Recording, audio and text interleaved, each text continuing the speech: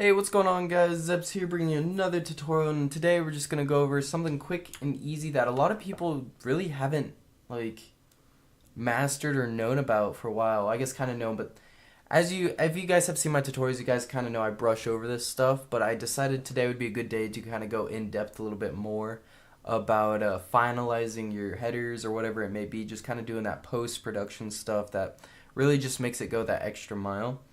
So as you can see here, I do have a header that I made a few days ago, and basically, as you can tell, that I have everything going on here, but I did remove all the lighting and stuff that I did, so I can show you guys in this tutorial, just to show you guys how lighting and basic changes in colors can really just make a huge difference. So let's get started by the first thing. What we're gonna want to do is, in my case, everything is very bright, and I also feel like it doesn't it distracts the main text of soar simple here. So what we're going to do is we're just going to start off by getting a black soft brush and then make it a fairly decent size, and we're just going to kind of wrap it around the header here. And as you can see here already from the start, that it's starting to give it a little bit more focus on the soar simple part, because that's white and everything else around it is kind of dark. But I am going to lower the opacity on this, maybe to let's try 50%, see what that looks like. Maybe like 60%. So I like that. And then the next thing we're going to do is we're just going to do bits and pieces now that's dark. So I guess in this case I'll have a dark one here, I'll have one up here, maybe down here, and one up here. Now this kind of is just dependent on what kind of header you're trying to do here, but the same principles apply. It's just you might have different brushes or different colors in different places, which I'll show colors here in a second. I'm just starting off with the black so that it darkens the header around it, and so that the main focus is on the soar simple here. So once we've done this, I'm just going to lower the opacity on here too, so it kind of blends into each other. And once we've done this, we're just going to create another layer. And then once we've done this, we're going to get a white brush, so we're going to do the opposite. And we're just going to kind of make one up here and just lower the opacity. Now this has been done for many, many years, you kind of know.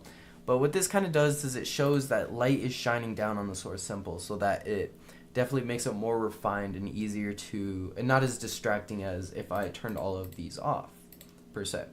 So as you can see already, me doing that already made it look so much better, just due to the fact that it's not as distracting on the edge, but it's still noticeable where it's like, oh, that's cool. But then the source simple is supposed to be the main part because that's the guy's header. So once we have this, what we're going to do next is go into coloring. So to do this, we're basically going to do the same thing, but this time, in my case, my theme of colors is green, you could say. So I'm just going to kind of get a bright green, vibrant green or whatever. And we're kind of basically do the same thing we did before, but we're just going to do little bits and pieces of it green, just so parts of it are showing. And this, we're just going to lower the opacity a bunch, maybe we're talking 30%. Now, again, it also depends on the header you're using. Like, for example, say your main colors are pink and purple. In that case, you're going to want to mix up the purples and the pinks around the header so that it blends better together. And it also has a cooler look, so it's not just very flashy in the center, and then there's just nothing on the outer parts of the header.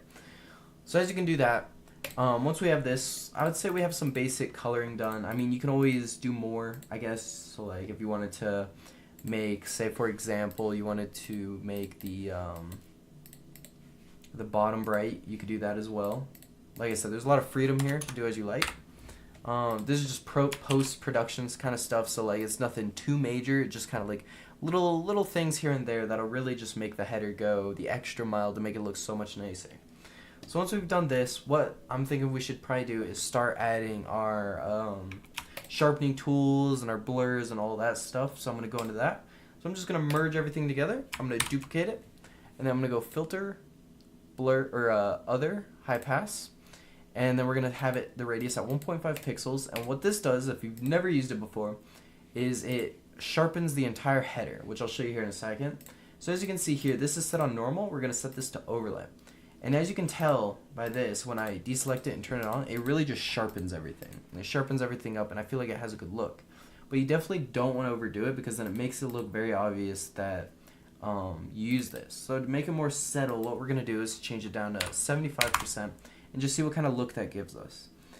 And also be careful, it's also going to bring out the blacks a lot more. So like around this text here, you're going to see that the blacks and the shadows, those are popping a lot more. Now, if that's a look you want to go for it.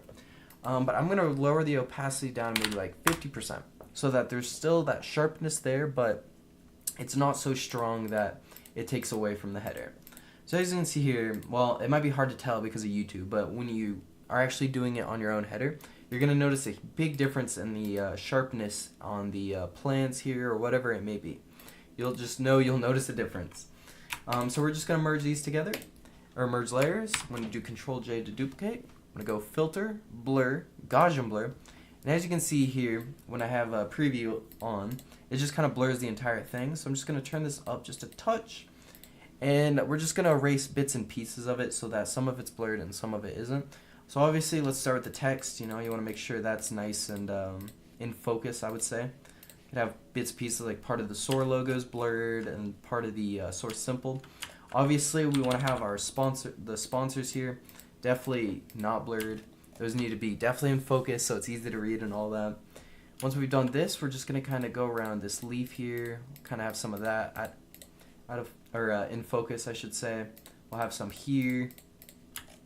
Maybe like down here a little bit. But I would say for the most part, you just want to erase the main focus here. So, and maybe it's a little bit here, I guess. Just have like that.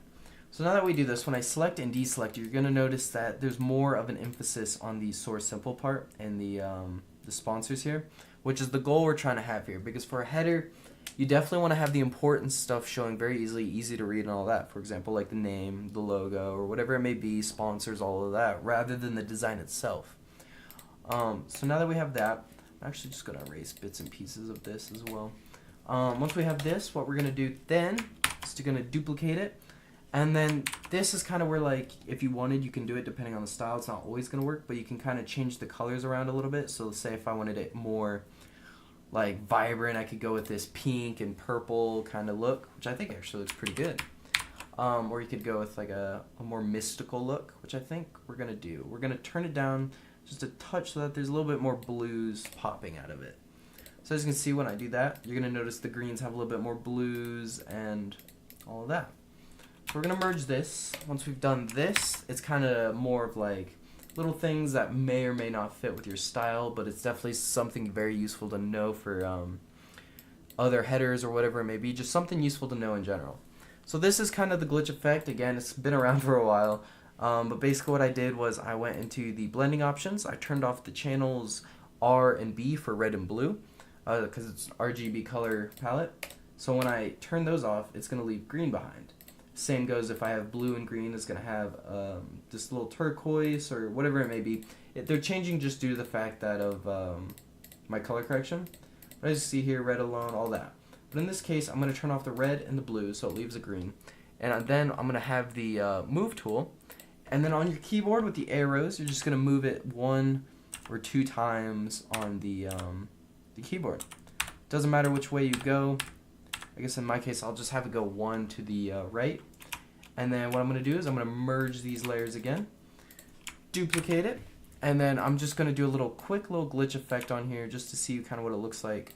So to do this, you just go into your mark tool, hold shift while doing this, and just make skinny little rectangles. And then you want to have an abundance of them. You want to have a lot so the effect is showing nice and clear, and that it's clear that there's some kind of glitch going on here. And I'd say once we have enough here, what I'm going to do is then go back to the move tool, and it's going to act the same as when we changed the colors. So then we're just going to move this to the left twice, go here, right click, deselect, and as you can see, it's going to start making a glitch effect.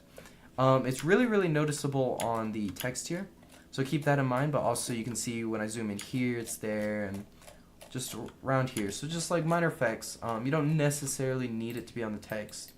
I actually might erase it, but it's still there. Like if you were to look at the header, you're going to notice these little glitch effects. So once we've done that, these are all like, you don't have to do these step by step, like follow it exactly, but these are just kind of little quick tips to know for when you're doing post-production kind of stuff, so that You can always try these little things out and see if it makes your header look a little bit better. There's also magic bullet looks if you have that, which for some reason mine's broken right now, but once I get it fixed I can go more in depth on magic bullet looks because that's a whole video on its own. But like I said, you can pretty much just do this for hours, just these little minute details, just making things look just a little bit sharper. So I'd say that kind of wraps it up for this tutorial. I went over the basics of post-production kind of stuff. If you guys want more little little tips and tricks for that, I can definitely make a tutorial for you guys. But I hope you guys enjoyed this tutorial.